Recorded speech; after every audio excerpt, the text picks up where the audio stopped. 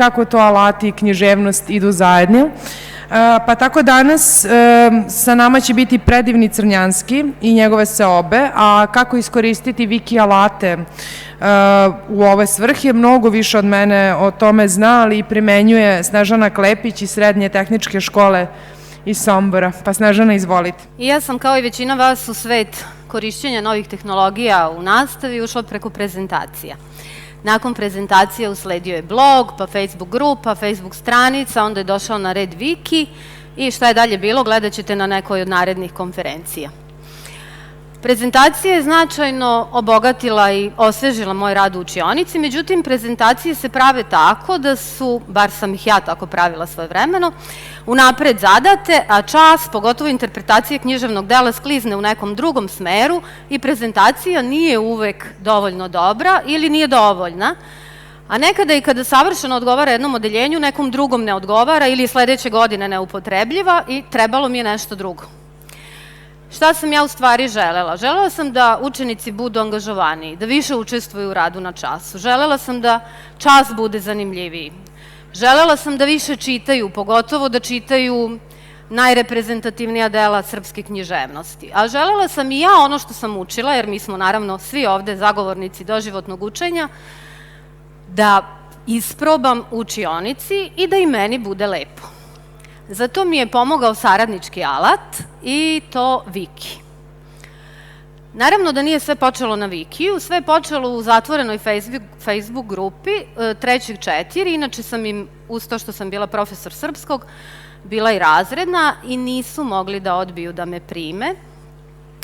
I u toj Facebook grupi ja sam im ostavila uputstva kako da se prijave na Wiki stranu i alate koje će u izradi zadataka koristiti. Nije sve prošlo baš glatko. Kad ja kažem da treba da čitamo neko novo delo i da ćemo ga raditi na novi način, oni odmah komentarišu, verovatno ste bili na nekom seminaru. Kada su se prijavili na Wiki stranu, koja se zove Umeće učenja, ja sam im ostavila istraživačke zadatke i oni su mogli početi da rade. Vi ste verovatno svi koristili Wikipediju i možda najplemenitiju ideju, jel tako, otkako je čovečanstva, da sve što je čovečanstvo saznalo i zaključilo, zapisalo, bude dostupno svakome od nas. Ovo je naša Wikipedija, nastavna, koju smo nazvali Umeće učenja i služila nam je za interpretaciju seoba. Po njoj se vrlo jednostavno kretati, znači to su povezane internet strane i alatke koje omogućuju učenicima da je uređuju. Na prvoj strani, nakon naslovne, ostavila sam istraživačke zadatke, neki su bili individualni, neki su bili u paru, za neke đake koji su radili u grupi, znači bili su grupni i mogli smo početi sa radom. Oni su napravili, neki od njih, plakate. To je jedan poseban način osvrta na književno delo gde se iz mora simbola, reči, likova, jel tako, izdvajaju oni koji su najznačajniji, bar za to dete koje kreira plakat i na taj način predstavlja književno delo. Jedan đak je odabrao Glokstera, drugi oblak reči. Ovo je delić atmosfere sa časa. Jedan učenik je odabrao da napravi mapu uma i on je odabrao mind map, taj alat, mada su uvek bila ponuđena bar dva, i na jedan jezgrovit način predstavio ceo roman. Drugi je opet odabrao da to uradi osom vremena i opet na jedan zgusnut način predstavio ceo roman, ali ovaj put se insistiralo na hronološkom sledu i na uzročno-posledičnoj vezanosti. Znači, jedan zaista odličan alat koji možemo koristiti kada radimo istorijske romane. Dvojica učenika su odabrali da pripreme prezentacije o životu i radu Miloša Crnjanskog i oni su u to vreme, pošto smo to radili pre 2 godine, odabrali prez i u to vreme vrlo modern alat za pravljanje prezentacija. Većina učenika je u stvari trebalo da ispituje roman, teme, zatim likove, odnose među likovima, strukturu i slično, i da svoje zaključke izloži u nekom tekstu, ali je zadatak dodatan bio da oni tekst koji će upisati u Wiki obogate i nekom slikom koja po njima ima veze sa onim što su napisali.